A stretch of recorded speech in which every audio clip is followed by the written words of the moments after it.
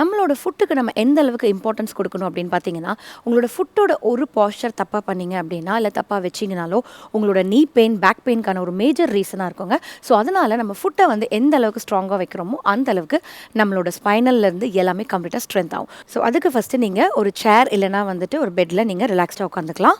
So உட்காந்துட்டு ஒரு காலை ஸ்ட்ரெயிட்டாக ஸ்ட்ரெச் பண்ணுங்கள். ஸ்ட்ரெச் பண்ணிவிட்டு உங்களோட டோஸில் மட்டும் இப்படி ஆங்கிள் இல்லை இந்த டோஸில் மட்டும் ஆல்ஃபபெட்ஸ் எழுதணும். ஸோ ஏலேருந்து Z வரைக்கும் நீங்கள் கம்ப்ளீட் ஆல்ஃபபெட்ஸ் எழுதணும். நீ பெண்ட் பண்ணக்கூடாது, உங்கள் நீ ஸ்ட்ரெயிட்டாக இருக்கணும். அண்ட் தென் உங்களோட பாடி வந்து ஸ்ட்ரெயிட்டாக இருக்கணும்.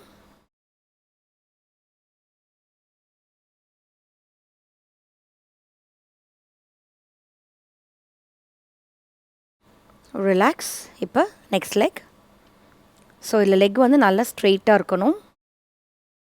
நீங்கள் கேபிட்டல் ஏபிசிடி, ஸ்மால் ஏபிசிடி எப்படி வேணால் வந்து அதுக்கு தகுந்த மாதிரி நீங்கள் வந்து எழுதிக்கலாம். இன்கேஸ் உங்களுக்கு கண்டினியூஸாக எழுத முடியல அப்படின்னா நீங்கள் பிரேக் எடுத்துகிட்டு லெக்கை மாற்றி கூட எழுதிக்கலாம். Okay, relax. இப்போது சேர் மேலே காலை தூக்கி வச்சுக்கோங்க. கொஞ்சம் பின்னாடி இருக்க லெக்கை தள்ளி வச்சுட்டு உங்களோட ஹிப்பை வந்து நல்லா ஃப்ரண்ட்டில் புஷ் பண்ணணும். அப்போ சேரோட இந்த கீழே அப்படியே ஹோல்ட் பண்ணிவிட்டு அப்படியே ஃப்ரண்ட்டில் வாங்க. உங்களுக்கு நல்ல ஸ்ட்ரெச் கிடைக்கும். உங்களோட ஆங்கிள்லே ஆகட்டும், உங்களோட பேக் லெக்லேயே ஆகட்டும்.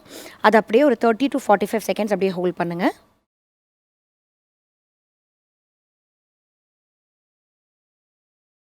உங்களோட ப்ரீதிங் நார்மலாக இருக்கணும்.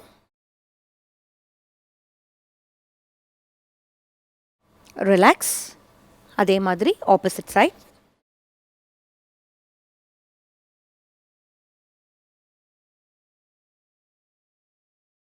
ஸோ கீழே நீங்கள் டைட்டாக ஹோல்ட் பண்ணிக்கிட்டிங்கன்னா உங்களுக்கு பேலன்ஸ், ஸ்டெபிலிட்டி நல்லா கிடைக்கும்.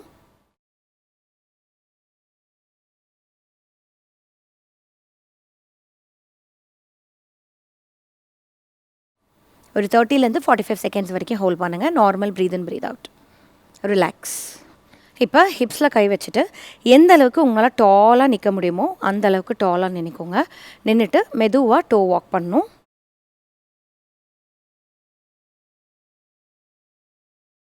அப்படியே பேக். இந்த மாதிரி ஒரு 4 to 5 ரவுண்ட்ஸ் வரைக்கும் நீங்கள் பண்ணணும். ஸோ இது பண்ணும்போதே உங்களுக்கு காஃபுக்கு பின்னாடி நல்ல ஒரு பிடிச்ச மாதிரி ஒரு ஃபீல் இருக்கும். ஸோ அது வந்து காமன். உங்கள் காஃப் மசில்ஸ் வந்து அந்தளவுக்கு நல்லா ஒர்க் ஆகுதுன்னு அர்த்தம். இன்கேஸ் ரொம்ப பெயின்ஃபுல்லாக இருக்குது அப்படின்னா நீங்கள் ஒரு ரவுண்டோடு நிறுத்திட்டு அதுக்கப்புறம் ரெஸ்ட் எடுத்துகிட்டு பண்ணுங்கள். ரிலாக்ஸ். இப்போ அதே மாதிரி heel walk.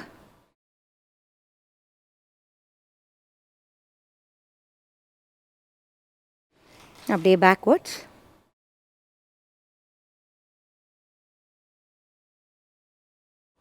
One more.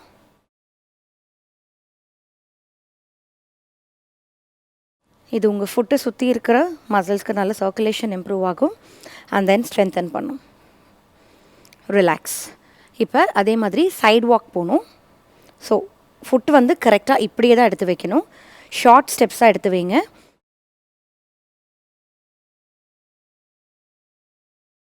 So இது பண்ணும்போது உங்களோட தைஸ்லேருந்து மசில்ஸ் அப்படியே ரிலாக்ஸ் ஆகும். Sideways, reverse. இப்போ ஃபார்வர்ட். இது உங்களோட இன்னர் தைஸ் அண்ட் அவுட்டர் தைஸ்க்கும் சேர்ந்து ஒர்க் அவுட் ஆகும். பேக்வர்ட்ஸ்.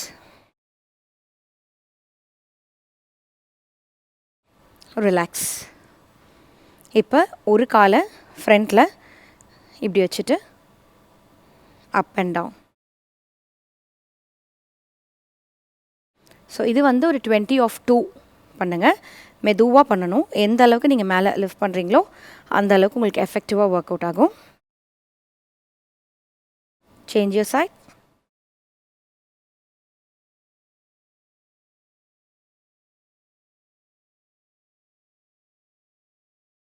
Okay, relax. ஸோ உங்களோட பாதம் அண்ட் ஆங்கிள் அதோட வந்து ஸ்ட்ரென்த் வந்து எந்த அளவுக்கு நீங்கள் மெயின்டைன் பண்ணுறீங்க அது வந்து உங்களோட போஸ்டரை ரொம்பவே ரிஃப்ளெக்ட் பண்ணும். பிகாஸ் நான் எப்படி வேணால் நிற்பேன் அப்படின்னு நீங்கள் நின்னீங்க அப்படின்னா என்ன ஆகும் அப்படின்னா உங்களோட பாடியோட அலைன்மெண்ட்டே மாறி அதனால நீ பெயின், பேக் பெயின் எல்லாமே வர ஆரம்பிச்சிடும். ஸோ நம்ம எப்படி நிற்கிறோம், அதை எப்படி ஸ்ட்ரென்தன் பண்ணுங்கிறத இந்த எக்ஸசைஸில் பார்த்துருப்பீங்க. ஸோ ட்ரை பண்ணி பாருங்கள். தேங்க்யூ.